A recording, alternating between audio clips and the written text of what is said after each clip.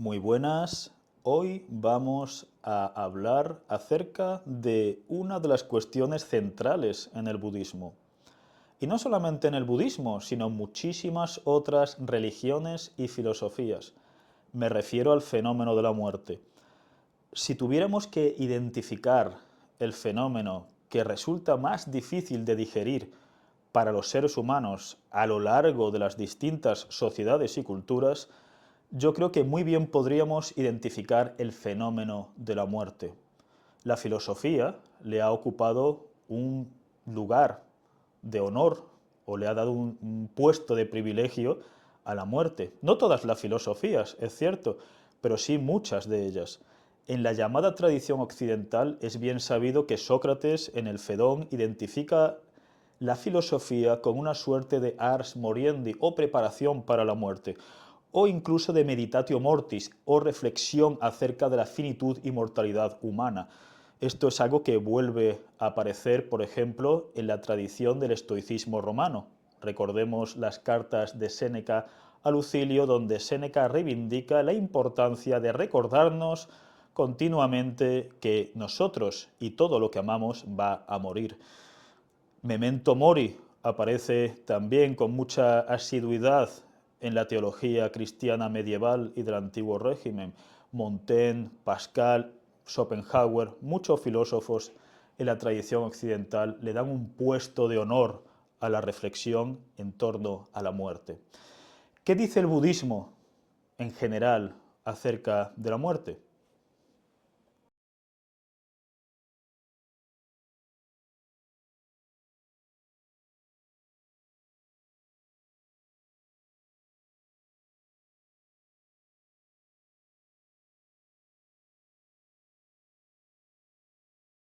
Pues bien, lo primero que tenemos que recalcar es que el budismo es una suerte de gigantesco río con multitud de afluentes y meandros. Esto no significa que sea una jungla donde quepan todo tipo de opiniones, pero sí que dentro de una suerte de visión más o menos común en ciertos aspectos sobre la naturaleza humana y la naturaleza del mundo, hay distintas escuelas, distintas ramas y debates internos dentro de cada rama y de cada escuela. ¿Qué significa esto? Que no va a haber una suerte de consenso universal dentro de las distintas ramas del budismo sobre la muerte, pero sí que podemos encontrar una serie de características comunes. ¿Qué puesto le da el budismo a la muerte? Un puesto central.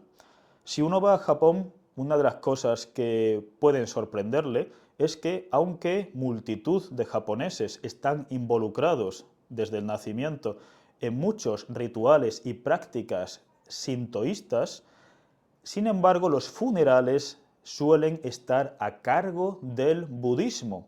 ¿Por qué se asocia el budismo a la muerte? Hay una festividad bastante importante en el 15 de febrero, donde los templos budistas exponen unas pinturas que representan la muerte del Buda histórico y su entrada en el nirvana final. Y además estas pinturas suelen ser bastante sorprendentes, porque en muchas de ellas no solo vemos a los animales llorando la muerte del Buda, sino a los propios demonios. ¿Qué quiere decir esto? ¿Qué significa la propia muerte del Buda histórico?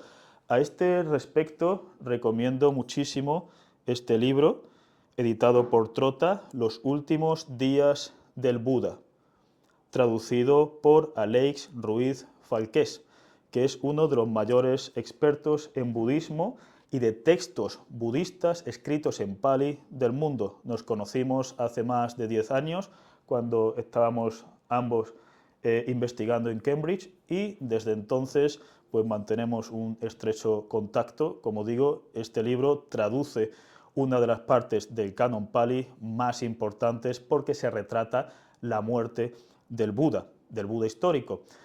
Básicamente, cuando después de muchos años y una vida larga de enseñanzas, el Buda histórico enferma, y enferma, según los textos, por comer muy probablemente cerdo en mal estado. El Buda histórico se despide de los discípulos y antes de entrar en el llamado nirvana final, sus últimas palabras han dado mucho que pensar. Son difíciles de traducir, pero podríamos parafrasearlas con algo así.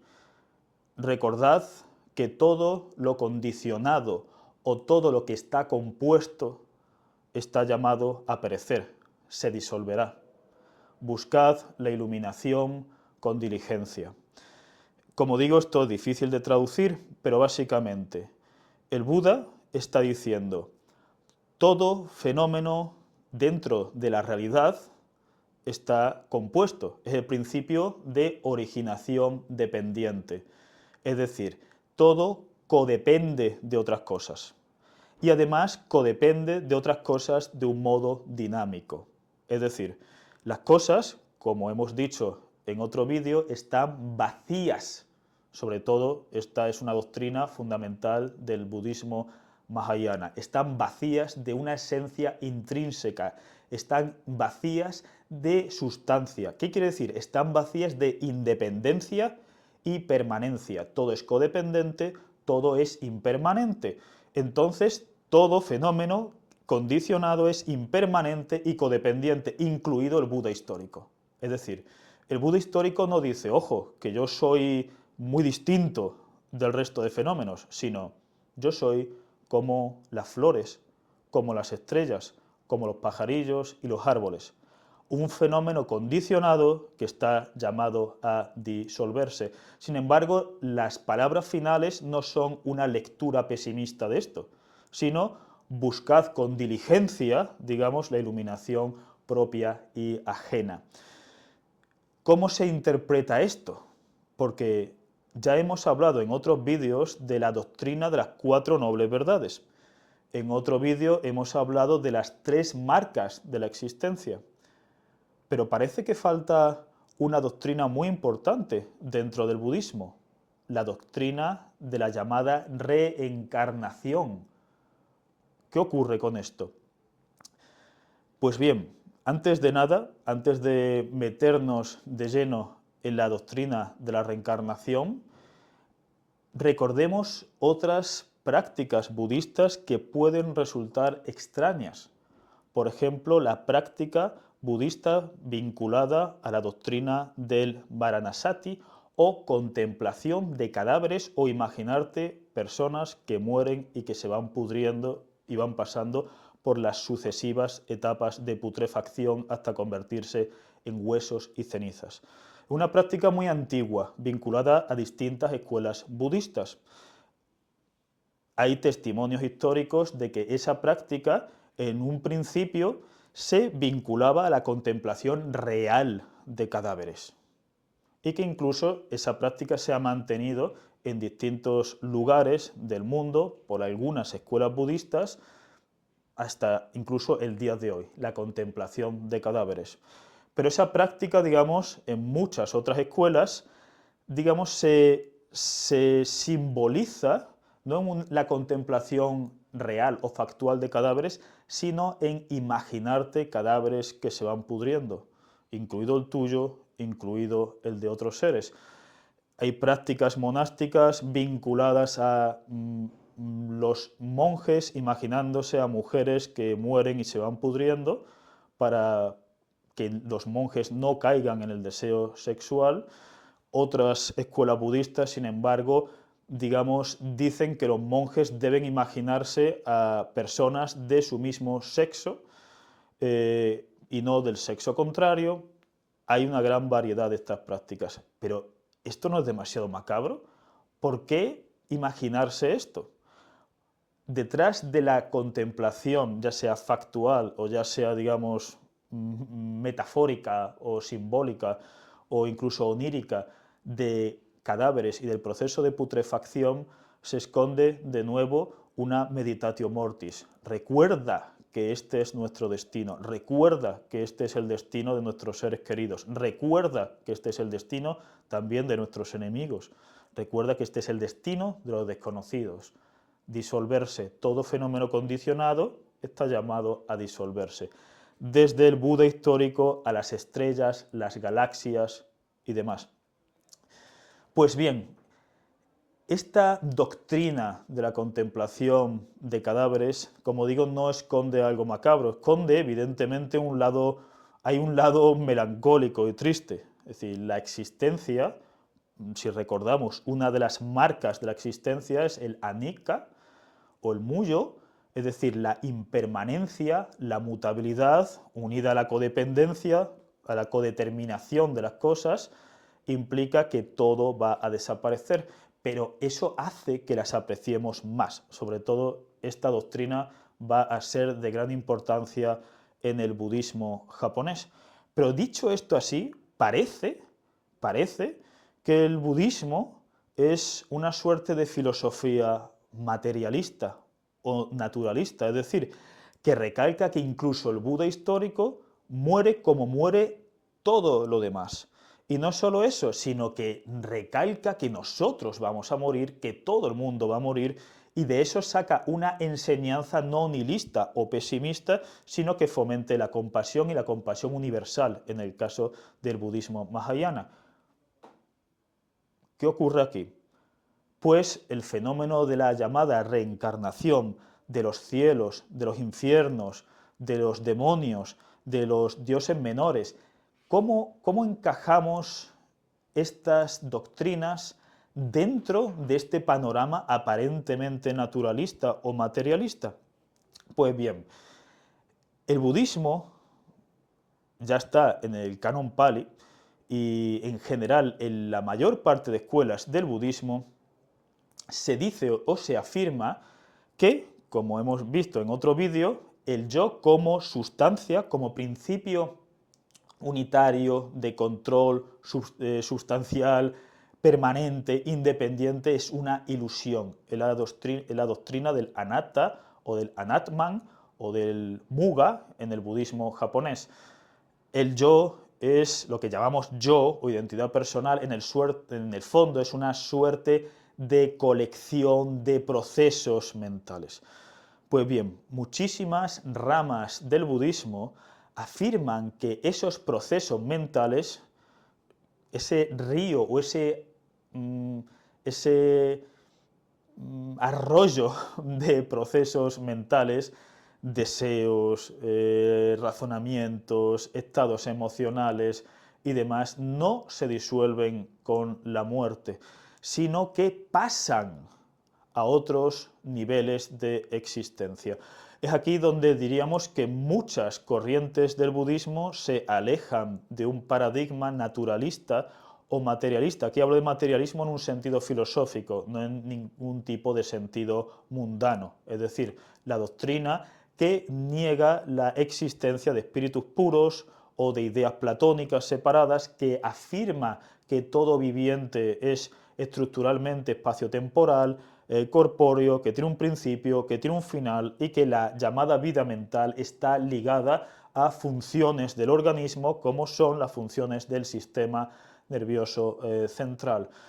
Pues bien, como decimos, la doctrina de la reencarnación rompe esto.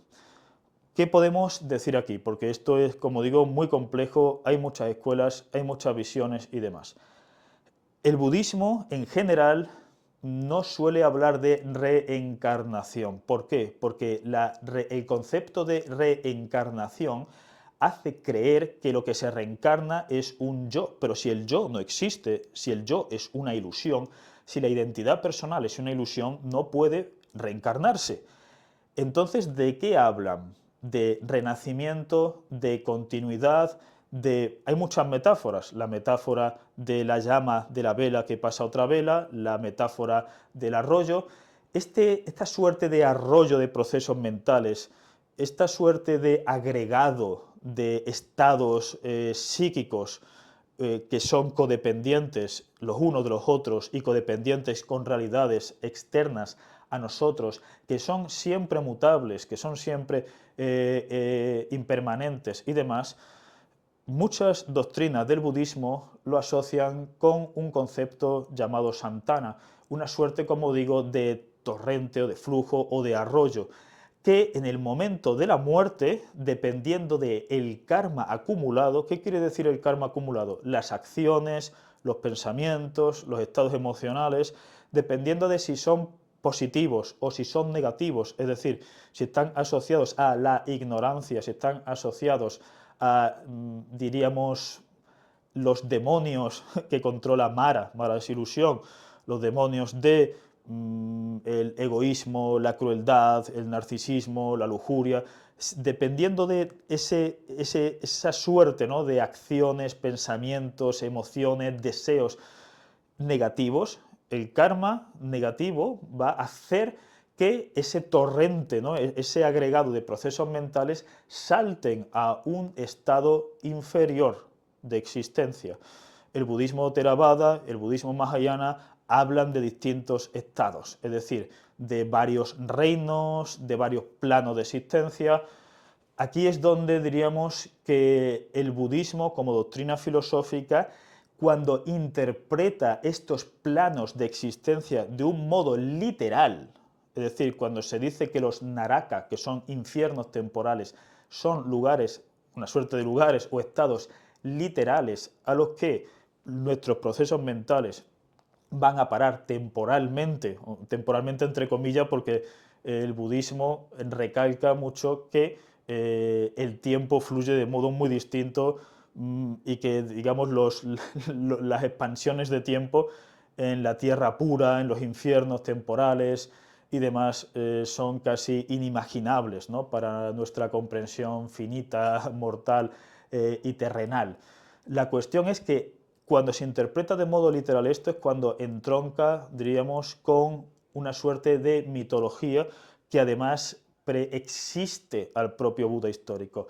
Es decir, en corrientes del hinduismo, por ejemplo, esto se puede encontrar en textos de los Upanishads o incluso en el jainismo, ¿no?, fundado por Mahavira el Jina, la doctrina de la reencarnación es persistente. Esto es una doctrina que podemos también encontrar de nuevo en la llamada tradición occidental, en la metempsicosis de Empédocles, de Agrigento. Platón vuelve a la metempsicosis, distintas sectas o cultos mistéricos griegos, pero el budismo se separa en la medida de que niega el Atman. El Atman es el alma o el yo sustancial en ciertas tradiciones del hinduismo, pero sigue, de algún modo, esas doctrinas previas al budismo cuando acepta el principio del karma, es decir, que nuestras acciones, pensamientos, motivaciones, si son negativas, van a determinar causalmente el siguiente ciclo de existencia, y la doctrina del samsara, que es ese ciclo, ¿no?, de nacimientos, muertes y renacimientos en distintos planos existenciales. Es decir, diríamos que el Buda histórico, Siddhartha Gautama, cuando alcanza el bodhi o el satori, el despertar, reinterpreta enérgicamente doctrinas del hinduismo previas y del jainismo previas al propio Siddhartha Gautama, las interpreta de tal modo donde se recalca que no hay un yo, pero sí que hay una suerte de continuidad de esos procesos mentales de un ciclo de existencia a otro, hasta alcanzar el nirvana final o la extinción de esos procesos mentales. Como digo, esta es la interpretación más literal. La interpretación más literal, como decíamos antes, por ejemplo, está vinculada a la creencia en infiernos temporales o naraka. Hace poco ha salido un libro que se llama Naraku, de un congreso que se organizó en la Universidad Tohoku, en Sendai, Japón, en 2022, 2023, no me acuerdo. Yo participé en ese congreso, fue muy interesante, y allí hablábamos cómo los japoneses desde hace cierto tiempo usan el concepto de Naraku. Naraku, quienes vean anime les recordará el gran adversario, ¿no?, de Inuyasha, uno de los mangas más famosos en Japón. Pero Naraku es el concepto fundamental que muchos japoneses usan para describir una situación pesadillesca. El terremoto de Kanto del 23, la Segunda Guerra Mundial y los bombardeos incendiarios americanos sobre población civil, el gran terremoto de Kobe del 95, el ataque con gaserín al metro de Tokio, el gran terremoto y tsunami del 2011, y detrás de esos naraku hay una suerte de pánico colectivo por un naraku final, total y absoluto que está por venir. Es una suerte de secularización del concepto de Naraka o infierno temporal. ¿Qué quiero decir esto? Ahora voy a, es decir, una vez súper comprimido, baja resolución, tremendamente simplificado, el principio del renacimiento y del flujo continuo y que va saltando de un plano existencial a otro, voy a centrarme ahora en dos tipos de lecturas que distintas escuelas del budismo ofrecen en torno a esta cuestión. Hay como mínimo, como digo, dos grandes planos, pero en el fondo podríamos decir que hay más, es decir, que hay planos intermedios. Un plano es el plano más mitológico. El plano más mitológico interpreta, como digo, de modo literal la doctrina del karma, la doctrina del samsara, la doctrina del santana, es decir, dicho en español, es decir, interpreta de modo literal que el agregado de procesos mentales que nos componen van saltando realmente de un plano existencial a otro dependiendo de nuestras acciones, pensamientos, motivaciones pasadas y demás. Eso por una parte. Esa lectura, diríamos, más mitológica del budismo acepta la existencia factual de demonios, de dioses menores o devas, de espíritus hambrientos, de planos celestiales como la tierra pura y demás.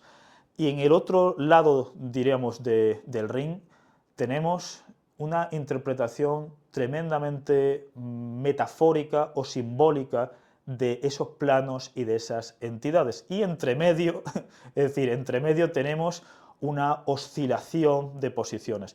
Esto es algo que podemos también ver en muchas otras religiones o cosmovisiones, por ejemplo el cristianismo. Es decir, hay teólogos y creyentes cristianos que interpretan de modo tremendamente metafórico y simbólico las partes más mitológicas de la Biblia o de la tradición católico protestante anterior. Sin embargo, también hay otros teólogos y creyentes que interpretan de un modo tremendamente literal y tremendamente, digamos, factual. Es decir, esto no es una metáfora, realmente está pasando esto. Es decir, cuando Cristo dice que los que no siguen el camino de Dios van a acabar en la Gehenna, que es un lago de fuego, realmente es que hay una suerte de lago de fuego eterno, donde los pecadores van a sufrir por los siglos de los siglos de los siglos, ¿no? Descartada la doctrina de la apocatástasis o del perdón universal a Satán y los demonios. Sin embargo, hay otros teólogos que dicen, ojo, que la Gehenna era un barrio real de Jerusalén donde se quemaba de verdad históricamente los cadáveres de animales, de criminales y basura. Por tanto, cuando Cristo está diciendo que los que no siguen el camino de Dios van a acabar quemados en la Gehenna, está diciendo realmente que los que siguen una vida, digamos, de pecado van a acabar como criminales o basura quemada en un vertedero real de Jerusalén. Con el paso del tiempo se olvida esa metáfora y el lago de fuego se literaliza y se especula que las llamas queman pero no te devoran el cuerpo, etc. Es decir, que este tipo de cosas lo podemos encontrar en el cristianismo, en el judaísmo, en el islam. Esta tensión entre interpretaciones metafóricas y simbólicas, interpretaciones literales y luego posturas intermedias. No es algo único del budismo, pero como aquí vamos a hablar de budismo, pues vamos a centrarnos en este tipo de cosas. Si vamos a la doctrina mitológica, vamos a decirlo así, a la doctrina más literal, del samsara, del karma, de los planos existenciales y demás, nos encontramos con lo que yo creo que es el lado más oscuro del budismo, es decir, una doctrina que en ciertos momentos históricos y en ciertas sociedades se ha usado para legitimar desigualdades sociales, económicas, de género, enfermedades y demás.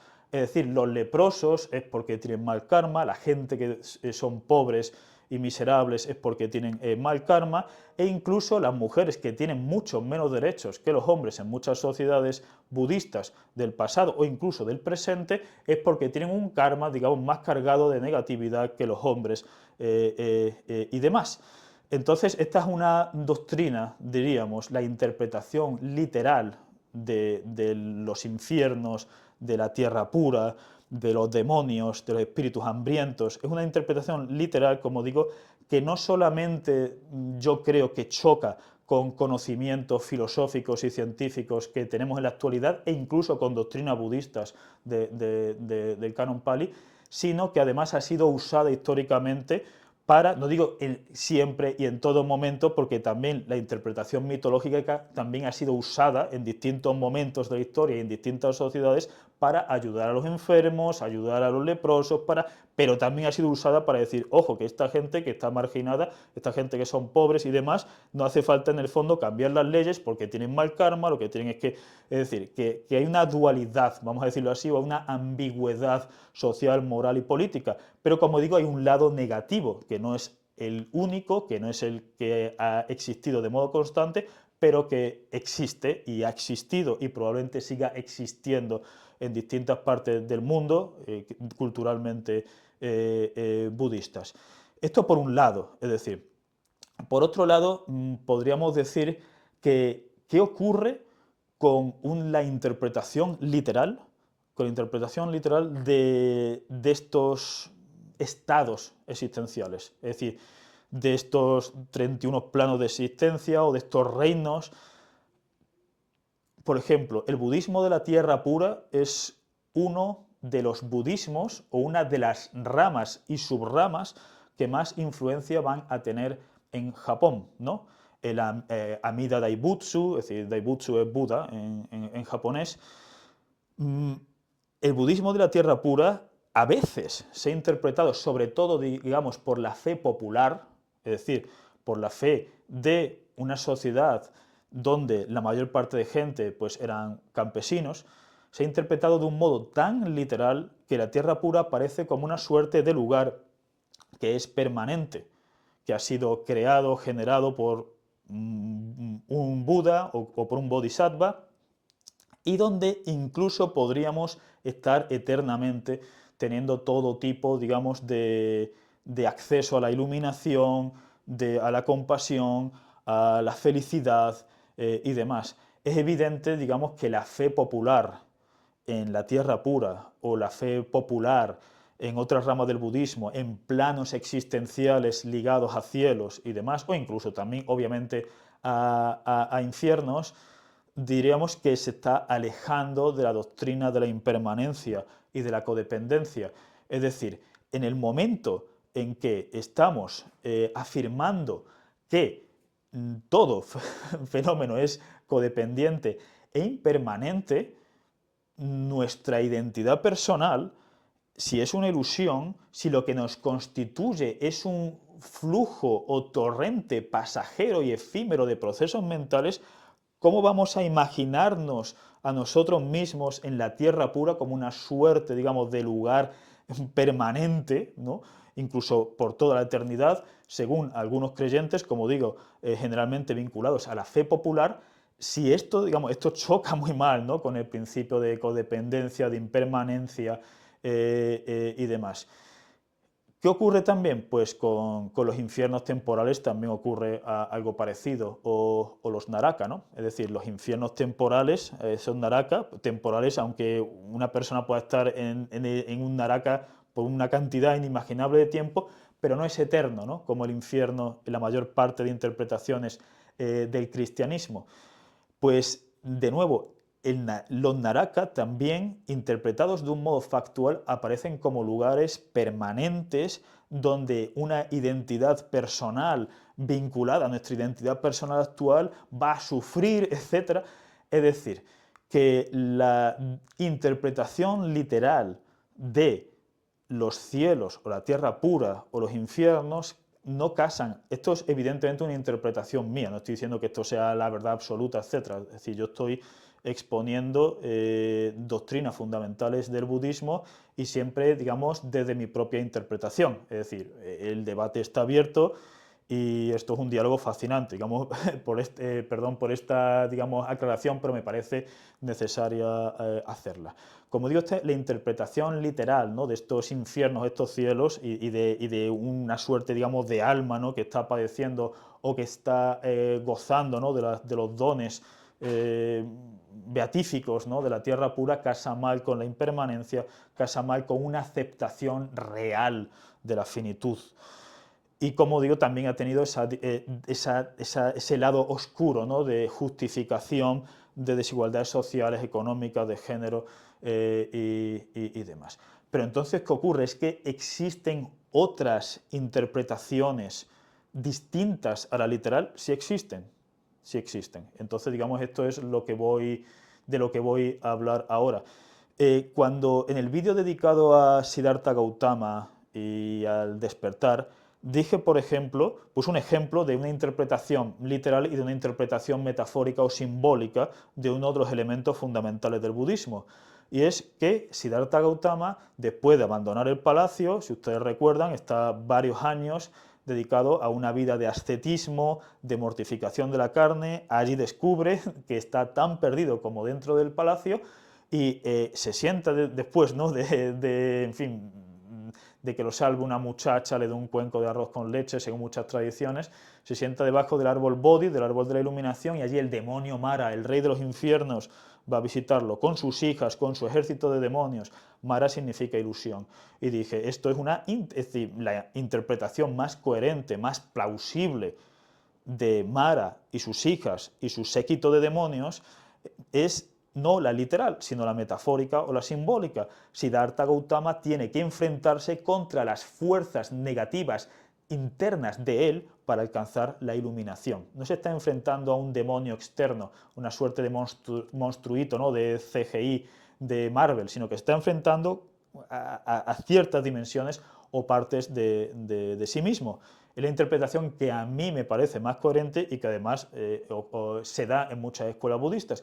Pues como digo, este modo de interpretar de modo alegórico o metafórico los mitos del budismo, que aparecen no solamente en el canon Pali, sino que aparecen también en discursos y en textos mahayana posteriores y demás, esto es también una constante en distintas escuelas.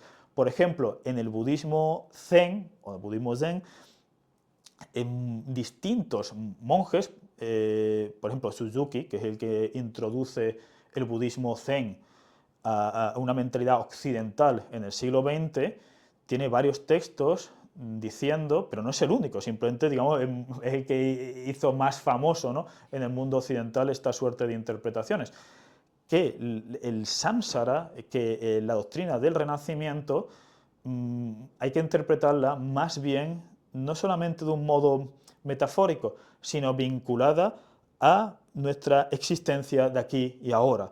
Es decir, que cuando se dice que una persona cae en un naraka, que está en un infierno temporal, no hay que verlo como una suerte de oh, mi alma después de muerto estaba padeciendo sufrimientos en una suerte, una especie de lugar, ¿no?, de infernal temporal, sino que cuando una persona de carne y hueso está sufriendo tremendamente, ya sea por la pérdida de un ser querido, por adicciones, está en un naraka.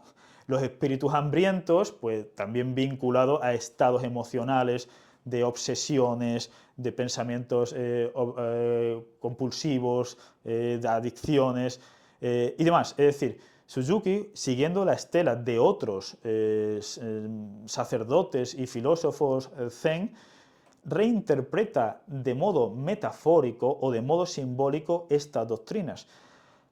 Voy a poner un ejemplo de cómo distintos, digamos, sacerdotes y filósofos zen han interpretado o reinterpretado la doctrina de la reencarnación. En primer lugar, como hemos dicho, reencarnación sugiere que una suerte, digamos, de alma, ¿no?, que va encarnándose de un lado a otro. Por eso, generalmente, es preferible hablar de renacimiento. Pues, en primer lugar, de modo intergeneracional. Es decir, ¿qué quiere decir que el karma acumulado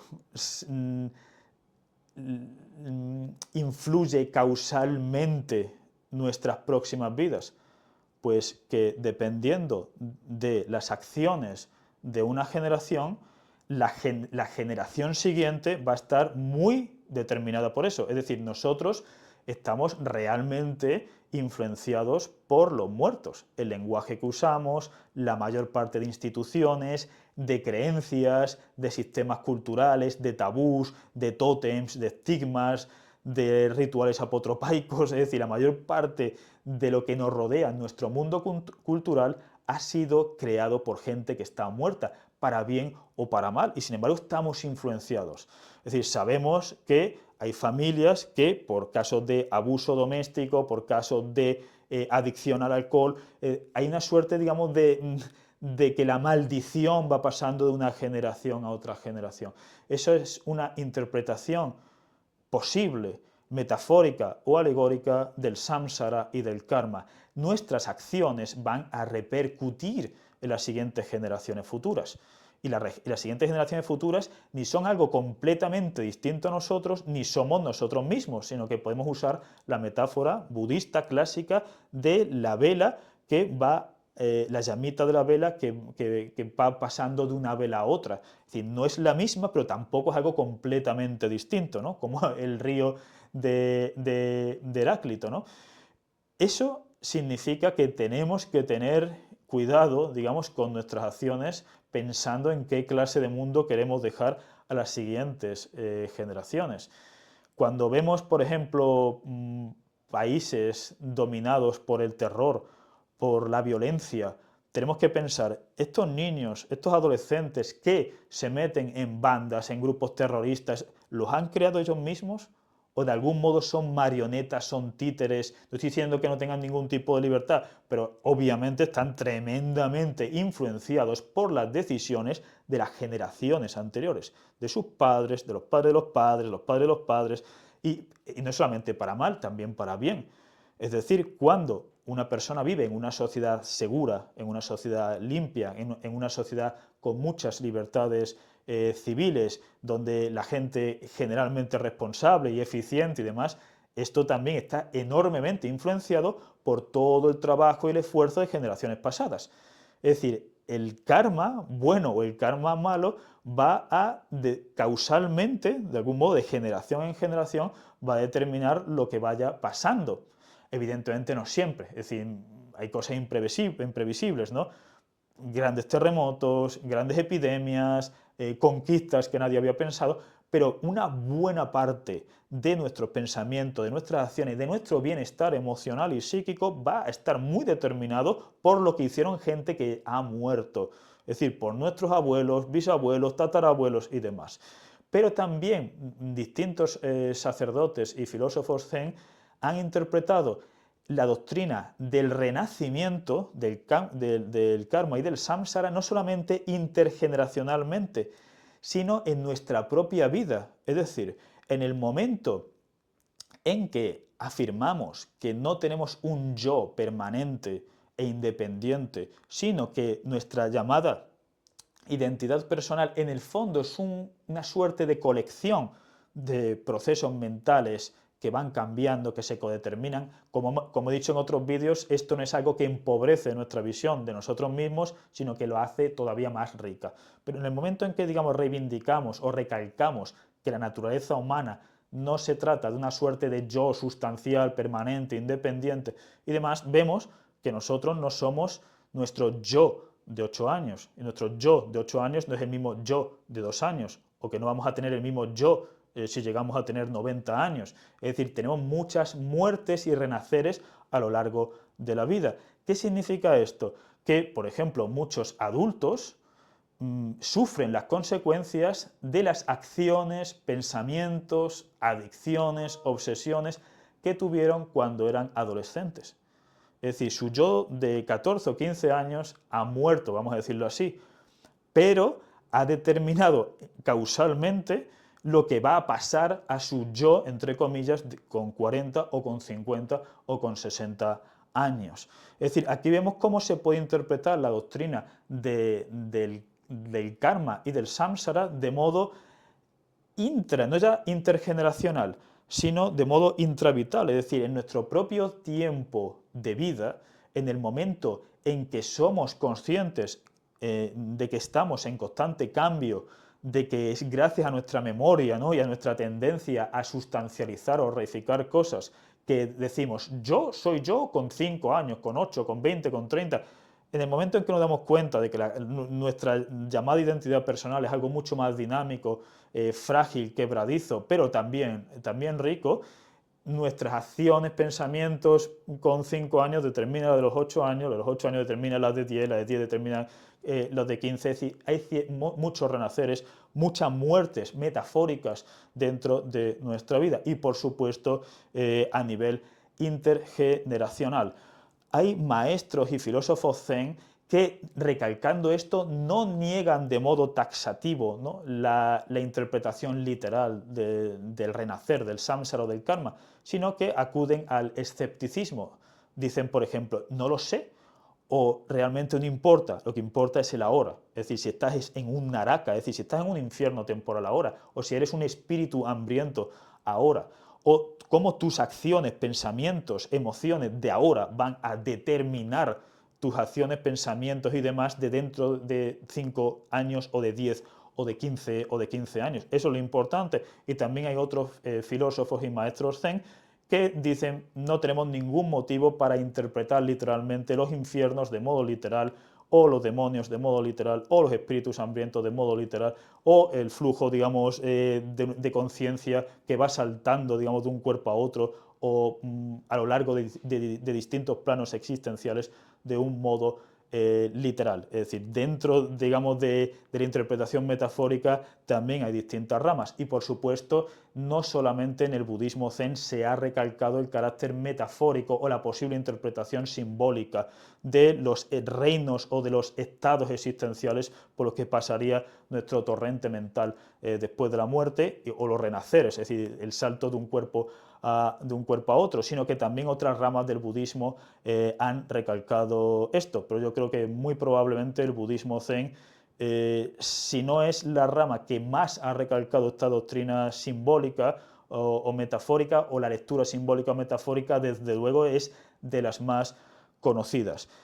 Si me preguntan a mí, yo creo que en el siglo XXI no tenemos ningún motivo para pensar en la existencia de una tierra pura literal, de unos infiernos temporales, de una suerte de salto de procesos mentales que con la muerte del cerebro ocurrirían, saltando a otros planos existenciales o saltando a animales o saltando a otros seres humanos. Yo creo que eso es contradictorio con todo lo que sabemos acerca de la naturaleza del cerebro, de la evolución de nuestro psiquismo, de cómo funcionan los procesos mentales, cómo están vinculados no solo al espacio y al tiempo, sino a nuestra dimensión biológica. Es decir, cómo sobre esto, es decir, no quiero extenderme más, pero en el canal de mi amigo Lino Camprubit tenemos varios vídeos analizando, digamos, críticas al espiritualismo más literalista. Como digo, lo importante no es ya, a mi juicio, que haya interpretaciones metafóricas o simbólicas de estas doctrinas, digamos, mitológicas del budismo, como son los demonios, los cielos o los infiernos, sino que, a mi juicio, las interpretaciones metafóricas son más ricas. Esto, evidentemente, es una interpretación mía. Evidentemente hay gente que tiene otras interpretaciones y demás, pero como esto es un debate o un diálogo abierto, de hecho, por favor, si tienen ustedes opiniones sobre esto, déjenlas en los comentarios, yo se lo agradezco mucho. Por supuesto, si le dan like al vídeo, si se suscriben al canal, pues me ayudan, ¿no?, a llegar a más gente.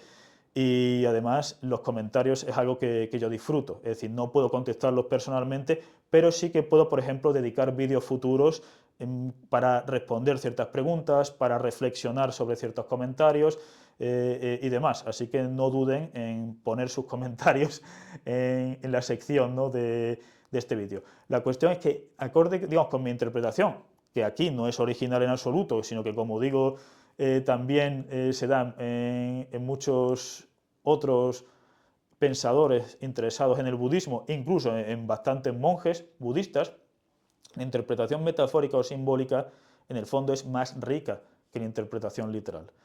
Es decir, pensar que la llamada tierra pura o que los naraka están aquí en vez de en una especie de más allá sobrenatural, a mí me parece más rico.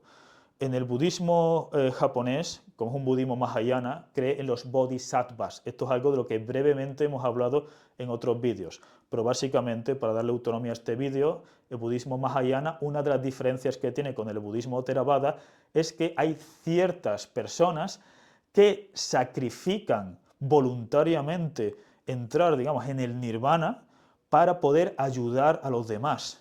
Es decir, que se abstienen de un estado de, diríamos, de paz completa y prefieren tener más dosis de dukkha, de sufrimiento y de insatisfacción, con tal de poder ayudar a los demás y en el límite a todos los seres sintientes, es decir, tener compasión universal por todos los seres sintientes. El bodhisattva más famoso de Japón es Kannon Sama. Es un bodhisattva masculino que al pasar por distintos países se transforma en un bodhisattva femenino, como es el caso de Japón. Pues bien, hay monjes y filósofos japoneses, budistas, que dicen que cuando alguien reza a Kannon Sama, no hay que pensarlo como si Kannon Sama fuera una entidad externa que te está escaneando el cerebro y que va a violar las leyes de la naturaleza para satisfacer tus deseos de mamífero efímero, insignificante, sino que de algún modo están despertando el Kannon Sama que tienen dentro. Es decir, Kannon Sama como un arquetipo de la compasión universal. Y el rezo no como espíritu sobrenatural, escanea mis procesos cerebrales y viola las leyes de la física y la química para cumplir mis deseos, sino que la interpretación que a mi juicio más profunda es, están despertando el Kannon Sama como arquetipo de la compasión, es decir, con el rezo están ordenando sus pensamientos, están dando claridad a sus pensamientos, están alcanzando una paz, están bajando sus niveles de ansiedad, de miedo y están despertando, digamos, ese arquetipo que Kannon Sama es de la compasión universal, sin necesidad alguna de pensar que Kannon Sama es una suerte de entidad que está en un lugar real, que es la tierra pura y que va a cambiar el mundo de la materia. Es decir, la interpretación metafórica, la interpretación simbólica, a mi juicio, de los naraka, de los bodhisattvas, del karma, etc., en el fondo es más profunda. Estas doctrinas no le restan importancia filosófica al budismo cuando se interpretan de modo alegórico. Pues bien, hasta aquí el vídeo de hoy. Como les decía, díganme en los comentarios qué les parece, si tienen reflexiones sobre esto, interpretaciones literales, interpretaciones metafóricas, estados intermedios. La importancia de la muerte en el budismo es tal que volveremos a este tema en futuros vídeos. Muchas gracias.